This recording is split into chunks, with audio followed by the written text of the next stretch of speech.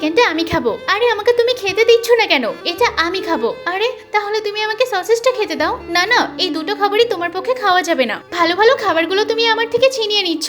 এই খাবারটা খাও, এটা তোমার জন্য ঠিক আছে। না, আমি শাকপাতা খাবো না। এখন তো রাগ করে চলে আসলাম, খুব জোর খিদেও পেয়েছে। ঘরের ভিতর কিছুটা কাঁচা টমেটো আছে, এই টমেটোগুলোকে আমি স্যালাড বানিয়ে নেব। এর সাথে আমি অনেক খানিকটা চিনি মেশাবো। ও দেখলে তো আবার আমাকে খেতেই দেবে না। আমি চিনি দিয়ে স্যালাড খেতে খুব ভালোবাসি।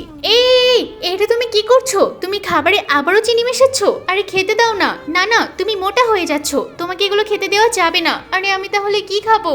আমার গিন্নিটা আবার খুব রেগে গেছে, তাই আমি বাগানে এসেছি ওর জন্য টাটকা শাক তুলতে। এই শাক পাতা দিয়ে ওর জন্য খুব সুন্দর একটা রেসিপি করব, কারণ ওর তো একদম তেল মশলার খাবার খাওয়া বারণ। এই তুমি কোথায় গেছিলে? আমি তোমাকে খুঁজে বেড়াচ্ছি। দেখো না, বাগান থেকে টাটকা শাক নিয়ে আসলাম। আরে দাও, আমি রান্না করছি। না না, আমি নিজেই রান্না করে নিতে পারবো, আজকে তুমি রেস্ট করো। প্রথমে পেঁয়াজ পাতাগুলোকে কেটে নিলাম, তারপর সাথে কিছুটা গাজর ও কিমা করে কেটে নিচ্ছি। এর উপরে বেশ খানিকটা ডিম ফাটিয়ে দিয়ে দিচ্ছি। এবার এটাকে ভালো করে ম্যারিনেট করে নেব।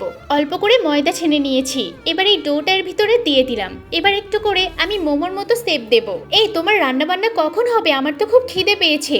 এই তো খাবার তৈরি করা প্রায় শেষের দিকে, আমি এটা সিদ্ধ করে নিলে এটা হয়ে যাবে। তুমি যাও, টেবিলে গিয়ে বসো।